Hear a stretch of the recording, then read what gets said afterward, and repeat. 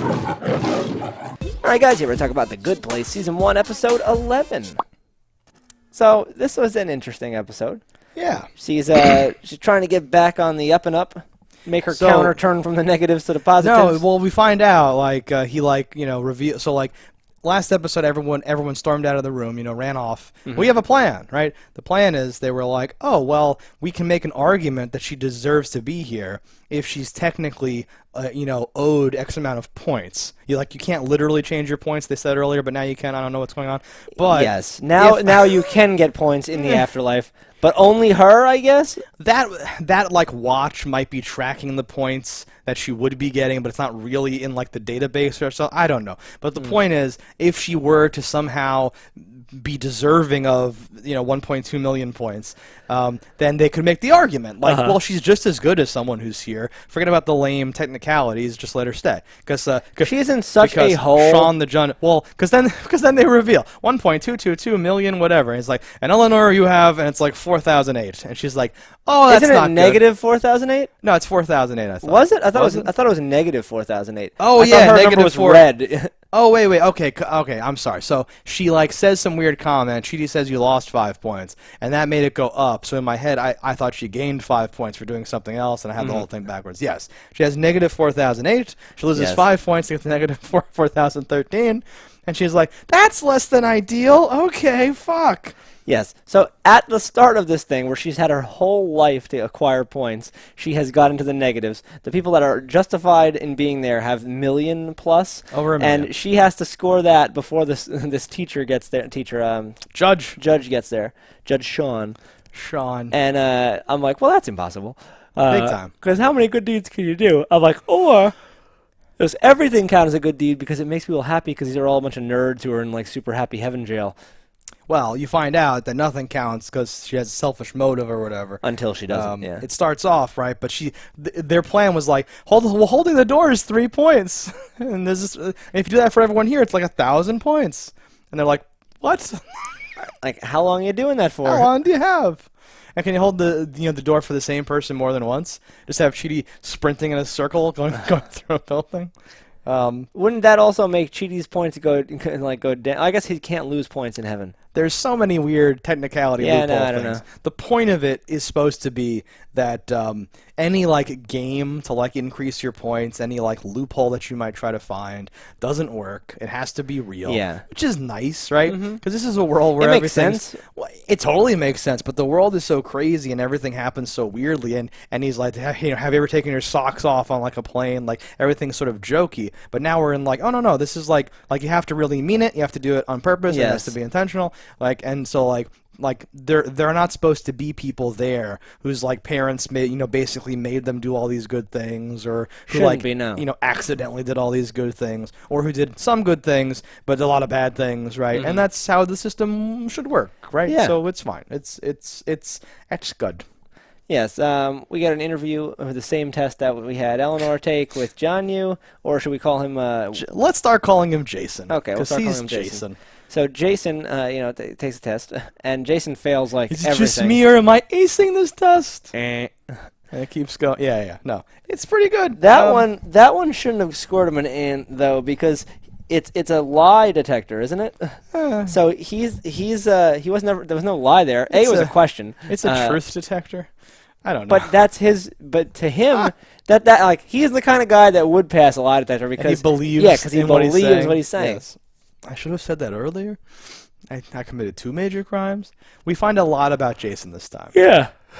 Real quick though, I really like Michael's reaction when he's doing the test on Jason.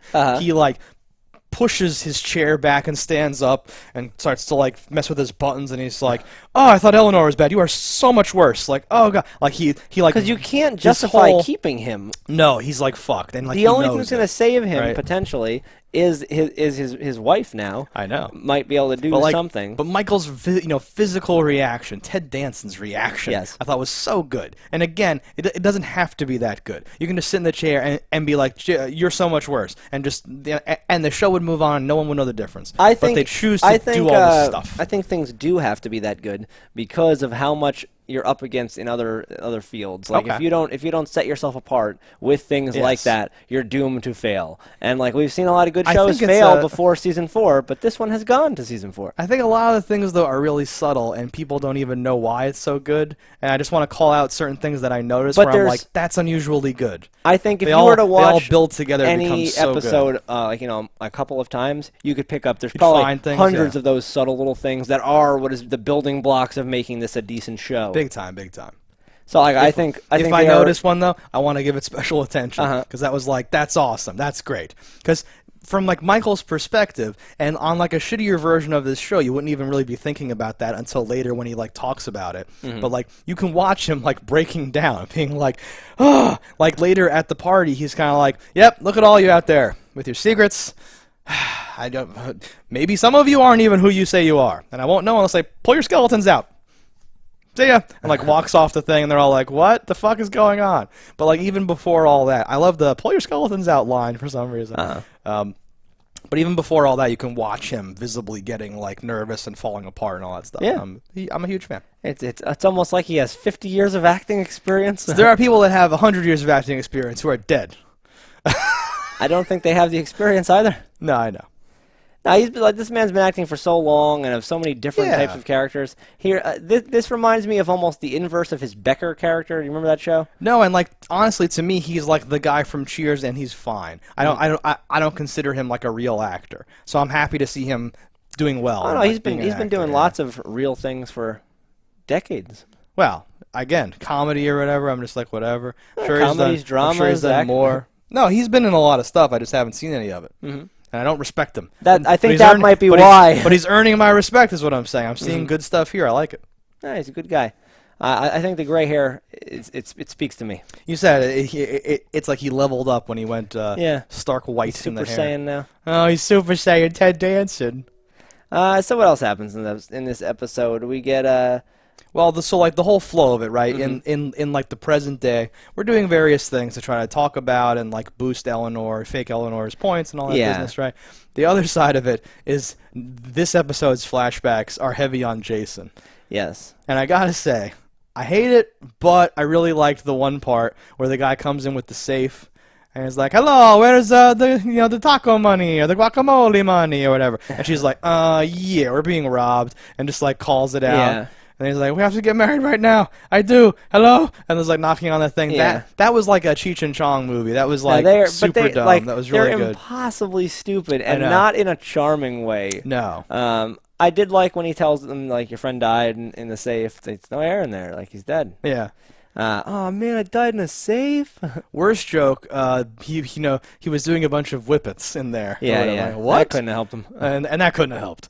And then it's like, well, at least he died doing what he loves, a bunch of whippets or whatever. And you're like, okay, I didn't know we were going quite that. That's weird. I don't know. But then for me, like the other high point was he was just like, I'm just a guy who suffocated in a safe wearing a snorkel. And I just now realized why it didn't work or whatever. Yeah. And I'm like, that's funny to me. Something about the fact that, and like him revealing it and him simultaneously realizing why, that's why that didn't work or whatever. Plays into how dumb or whatever he is. But overall, these flashbacks are kind of painful. His how dumb they are. flashbacks, yes. Yeah. Yeah. And again, I've disliked this character since the moment we found out that he wasn't a monk. And we'll see if It's not great. Someone being impossibly dumb on its own is not a funny enough joke to like carry everything through. So he has to then, right, provide something. I think I said it before, is that the problem is that he's impossibly dumb in a world where everyone is witty and smart. And that makes you so much dumber and just, ugh. He's gained the bonus of being paired up with Janet because Janet actually is fun. Like that's a character that does something. So I'm like, okay, the two of them together. At least I have her in the scene like 80% of the time when he has a scene now. Because and I like her a lot. yes, she carries. But I don't know. Like again, it has to be a Janet-related save that keeps him in heaven because there is some fucking silent monk in hell suffering. No, because he didn't die. Who didn't? Gianni just went into such a deep meditative state that he was he like registered as dead at the exact same moment that's a thing. that Jason died. Oh, that thing too. Our system confused you, possibly because you have the same IQ. He's like, oh, that's cool, and he's like, he stopped learning at age 7. He took a vow of silence, and I was like, oh, that's fine. Right. Okay, so there's nobody in hell that needs to be in hell. Which changes the equation for him, but there's also like, what are you talking about? He's we're gonna talk. He's still taking somebody's place. There's somebody who had 1,000,007 points, and who should like be in that neighborhood, and is in hell, or something, or like where. Well, I need to know where the cutoff is from hell of because there's a bunch of different heaven good places. I need to know what is the cutoff, because there's somebody out there with negative 4,000 points in hell, and potentially a person with 900,999 points. I picture how it works is that as people die, they get like queued up or something like that, and then the top whatever percent get into the next available neighborhood or something, because your soulmate has to be there. I don't know how this works. But also your soulmate, like those people all died and joined that place instantly, unless they're in like a queue for an untold amount of time. I feel like you have to be in limbo until the other person dies, or else that doesn't make sense. But then shouldn't they be saying stuff to each other like, I'm from the 13th century or some weird shit like that? So I don't know what's going on. This may play into the whole thing of like everyone has a soulmate out there somewhere, meaning like alive.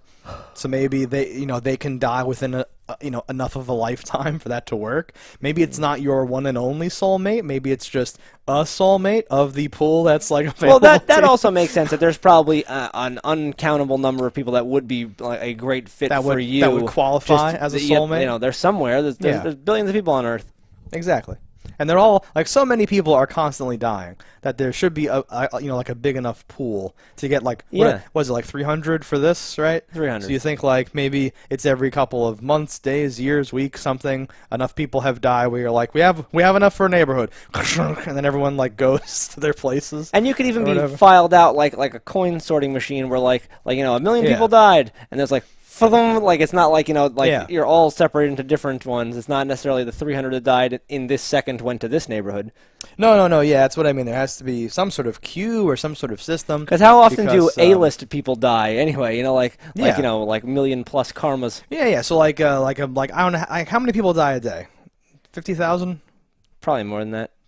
2 million? Sure. So like 1,000,000 people die every day. That sounds high. Maybe that's true. 1,000,000 people die a day, and then like 1,000,000 people are born a day too, though. So like, hey, 1.1 million. Oh. So like let's say 1,000,000 people die a day, and there's like 10 that are good. They get like held, and everyone else just goes to the bad place. And so that keeps happening until there's like enough people in this ball, and then like a neighborhood gets created or whatever. Potentially something like that. And in that, I would think, because the neighborhood, everyone says we all got here yesterday, right? You pointed that out. So like the neighborhood all kicks off at once. No one just shows up into a neighborhood. No, there's not a point where there's one person like exploring the being overshot. Like, oh, a hedge maze, like just doing stuff, which would be neat. But what's going to happen here, right? There really is a medium place. I was like, what the fuck? Yes. It's not technically called that. It's Mindy St. Clair's neutral place. Yeah. And they're going to go run That's probably going to be played by some awesome person. Sure. Like a character actor that we know and are familiar with. Nice. Would be my guess. Mm-hmm. So I'm optimistic that's going to be a fun episode. Yeah, I'm wondering how this is going to play out. I assume at first it seems great, and then it's like revealed to be horrible. Just something about how this show works. I could see Mindy being a guy. I was going to suggest that. That's awesome. Michael Ian Black. Oh yeah, I'm Mindy. Perfect. Michael Ian Black. Hi, Mindy. Yes, hi. Greg Proofs.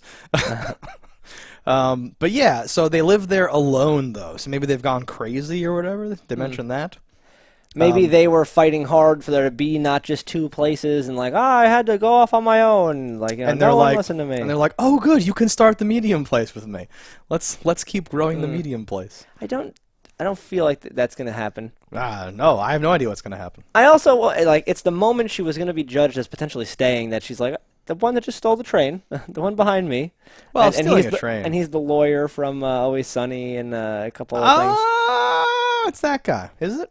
Yeah. He was on like some SNL skits and things like that. Guy. He looked familiar. This is a character actor that I've seen before. Sean, the judge of everything. Trevor's not back there to argue his side of the case. I guess that happens later. I don't know. If it happens. If it happens, because now everything is fucking thrown out the window. Yeah, but you would, in my head, if anybody in heaven committed a crime, any crime, you'd be like, well, you're not worthy of heaven. Right? Anything, That would be my right? thought. And would I'm like, think. she stole the judge's train. Well, is it his train? He said, Yes! She said the one stealing my train. I know, but I thought he meant like the train I came in on, not the train I own or something. Oh, I don't know if he owns it, but Yeah, that was his train I assume to come it's in. just like a system of things, and she's hijacking it. She's not really stealing it. She'll give it back.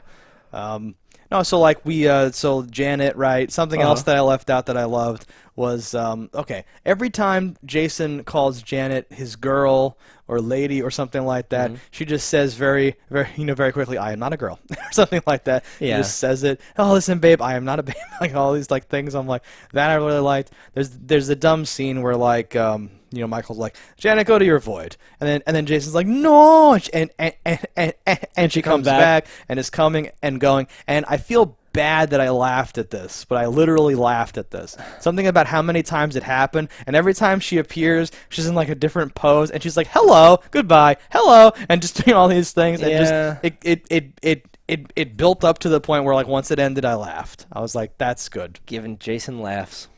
That wasn't Jason. That's a Janet laugh, if anything. He was in the scene. He was in the scene. I know. Counts as his laugh. He gets 1/3 credit laugh. Oh God! And the part where when he says, "I suffocate in a safe with a snorkel on," it cuts to Michael's face. Who's like he's making a face. He's making a face like, really? Like what?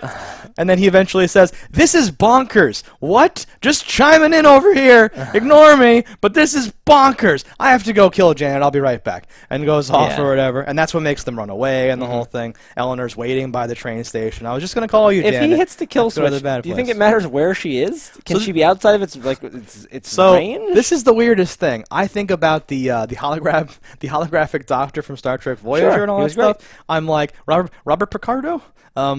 I like how can she leave? Isn't she tied to how that place is, and isn't it like built into it? I'm shocked. idea.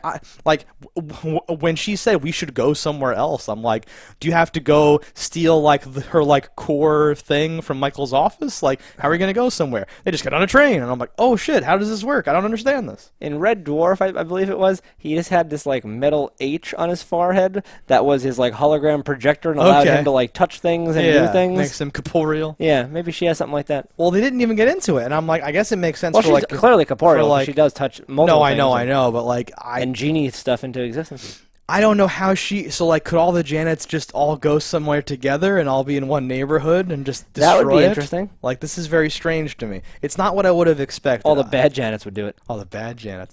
I thought that that she was tied to this neighborhood, to like Michael, to this good place. Yeah. He He had no says- reason to believe anything other than Every that. neighborhood has a Janet or whatever. So the fact that that Janet can leave, and now this just makes everything crazy and worse. Where that neighborhood's going to be like, okay, Janet had the mind of a child for a few days.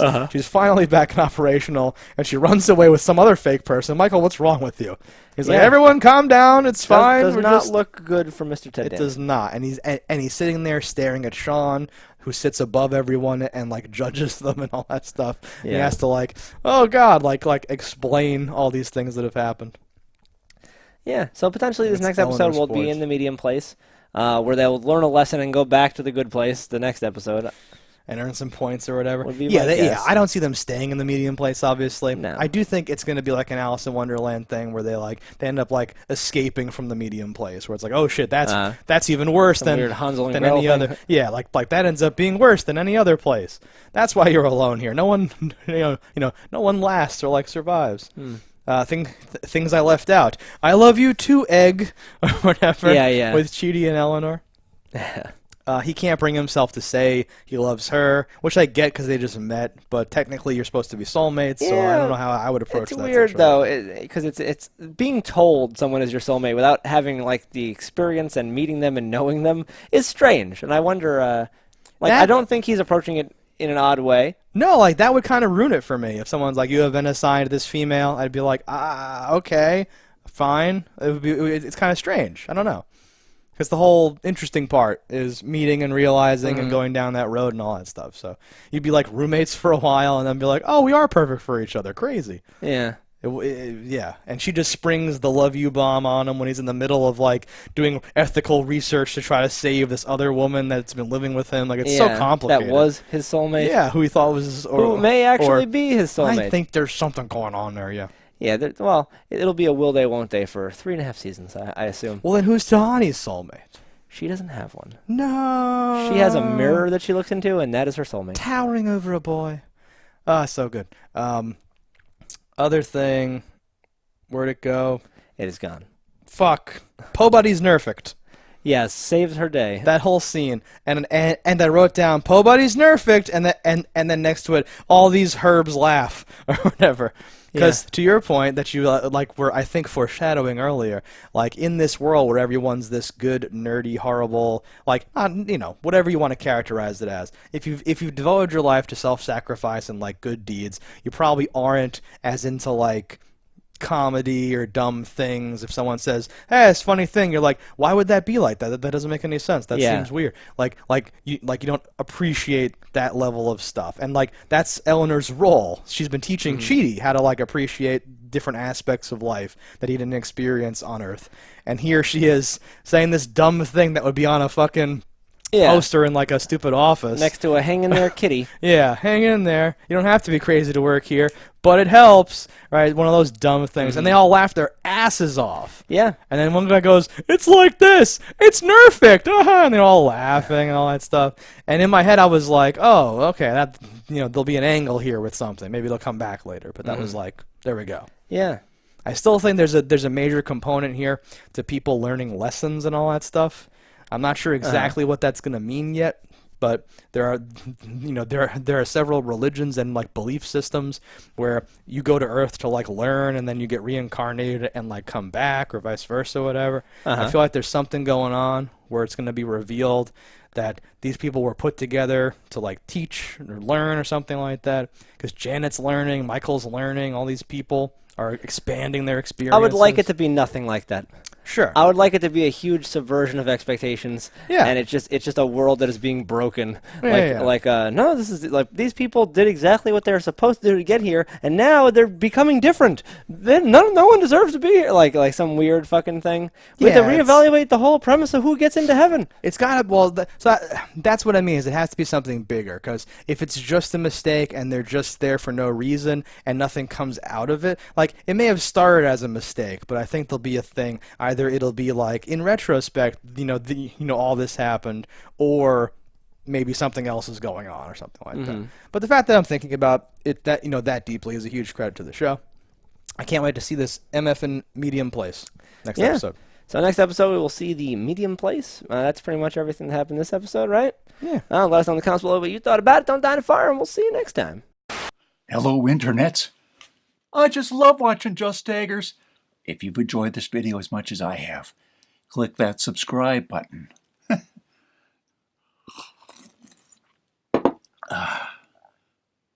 Peace out, homies.